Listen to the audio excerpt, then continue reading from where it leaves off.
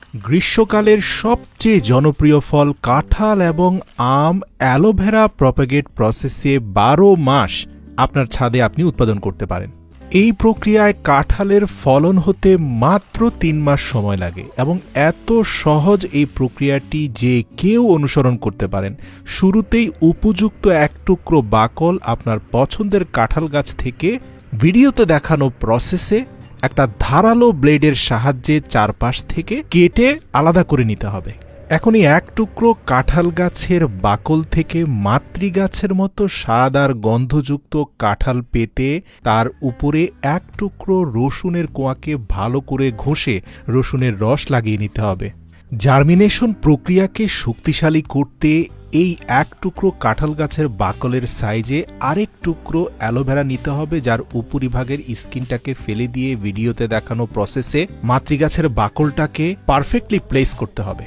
ব্যাস, এরপর একটা প্লাস্টিকের কন্টেনারের নিম্নাংশ ছিদ্র করে তার মধ্যে কিছুটা ছাই রেখে তার উপরে অ্যালোভেরার টুকরোটাকে প্লেস করে তার উপরে আরও বেশি পরিমাণে ছাই রেখে খুব ভালোভাবে পানি স্প্রে করতে হবে এবং ৫ দিনের জন্য পলিথিন দিয়ে খুব শক্তপোক্তভাবে বেঁধে দিতে হবে। আপনার বেঁধে দেওয়া পলিথিনে কোনো ছিদ্র যদি না থাকে ৫ দিনের মধ্যে পারফেক্ট প্রপাগেশন হয়ে যাবে। মাথায় রাখতে হবে ৫ দিন পরে পলিথিন খুলে আর দ্বিতীয়বার পলিথিন বাঁধা যাবে না। এরপরে শুধু প্রতিদিন একবার করে আপনাকে পানি দিতে হবে টানা ১৪ দিন পর্যন্ত।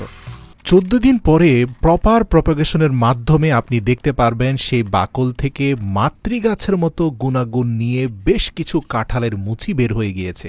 এরপর নতুন করে আপনাকে আরেকটা পলিথিনে ছাইয়ের বদলে মাটি দিয়ে তার উপরে আবার অ্যালোভেরা জেল দিয়ে সেই গাছটাকে রোপণ করতে হবে টানা ১ মাসের জন্য।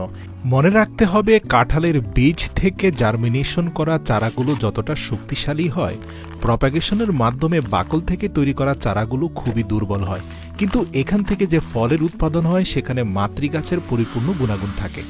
নতুন পলিথিনের ব্যাগে টানা ১ মাস ধরে প্রতিদিন প্রয়োজন অনুযায়ী পানি দিয়ে গেলে ১ মাস পরে দেখতে পাবেন কাঁঠালের মুচিগুলো বেশ পরিপক্ক হয়ে গিয়েছে। কিন্তু এই মুচিগুলো থেকে পরিপক্ক কাঁঠালে রূপান্তরিত হওয়ার জন্য আরও বেশি পুষ্টিগুণের দরকার, যার কারণে বীজতলায় আরও বেশি মাটির প্রয়োজন। এখন আপনাকে পুনরায় একটা বড় বালতিতে বেশি পরিমাণে মাটি দিয়ে সেখানে পুনরায় পূর্বের মতো করে অ্যালোভেরা জেল দিয়ে নতুন করে চারাগাছটি সেখানে রোপণ করতে হবে। নিয়মিত একবার করে পানি দিয়ে গেলে ৬০ দিন পরেই দেখতে পাবেন আপনার মুচিগুলো পূর্ণাঙ্গ কাঁঠালে রূপান্তরিত হয়েছে। বলে রাখি, এই কাঁঠালের স্বাদ এবং গন্ধ হুবহু মাতৃগাছের মতোই হবে।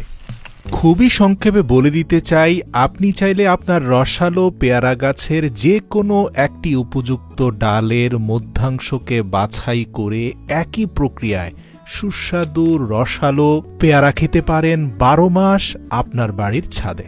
মাথায় রাখতে হবে, এক্ষেত্রে পেয়ারা গাছের বাকল নয়, পূর্ণাঙ্গ ডালকে কেটে উপযুক্ত অংশের দুভাগকে ফেলে দিয়ে যেই অংশ থেকে প্রপাগেশন হবে তার অপোজিট জায়গাটাকে ভালো করে ধারালো ছুরি দিয়ে ছেঁচে নিতে হবে, যাতে খুব দ্রুত শিকড় গজাতে পারে।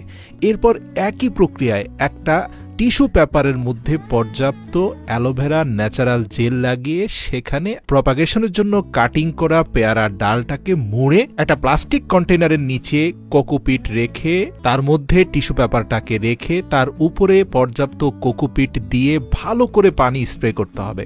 মনে রাখতে হবে, কাঁঠাল এবং পেয়ারার ক্ষেত্রে পার্থক্য হচ্ছে কাঁঠালের বীজতলায় আপনি ছাই দিয়েছিলেন, এখানে ছাই দিলে কাজ হবে না, এখানে আপনাকে কোকোপিট বা নারকেলের খোসার চূর্ণ দিতে হবে।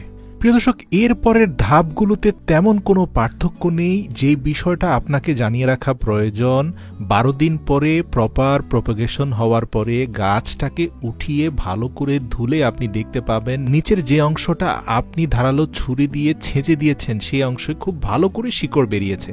এরপরে আগের মতোই প্রসেস, পলিথিন কন্টেইনারে মাটির মধ্যে অ্যালোভেরা জেল দিয়ে সেখানে নতুন চারা গাছটি রোপণ করবেন। ৪০ দিন টানা পানি দিলে আপনি দেখতে পাবেন পেয়ারা গাছটা বেশ বড় হয়ে গিয়েছে। তৃতীয় ধাপে কিছুটা পরিবর্তন আছে। বড় প্লাস্টিক কন্টেইনারে পেয়ারার চারা গাছটি রোপণ করার পূর্বে বীজতলায় পর্যাপ্ত মাটির সাথে কোকোপিট এবং চালের তুষ মিশিয়ে নিতে হবে।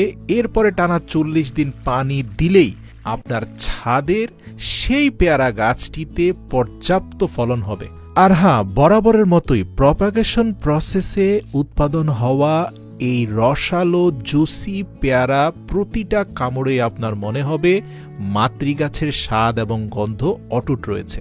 প্রিয় দর্শক, হুবহু একই প্রসেসে আপনি চাইলে আমেরও প্রপাগেশন করতে পারেন। ভিডিও লম্বা হয়ে যাবে বিধায় এখানে আমি তা বিস্তারিত বলছি না, শুধুমাত্র দেখাচ্ছি আমের প্রপাগেশনের মাধ্যমেও সরাসরি আপনি মাত্র 3 মাসেই আপনার বাড়ির ছাদে আমের ফলন পেতে পারেন। কোনো পার্থক্য নেই, পেয়ারার প্রপাগেশন প্রসেস এবং আমের প্রপাগেশন প্রসেস হুবহু একই। টেকনিকগুলো উপকারী মনে হলে বিনীত অনুরোধ করছি আপনার প্রিয়জনদের সাথে ভিডিওটি শেয়ার করবেন অথবা তাদের ট্যাগ করে দিবেন।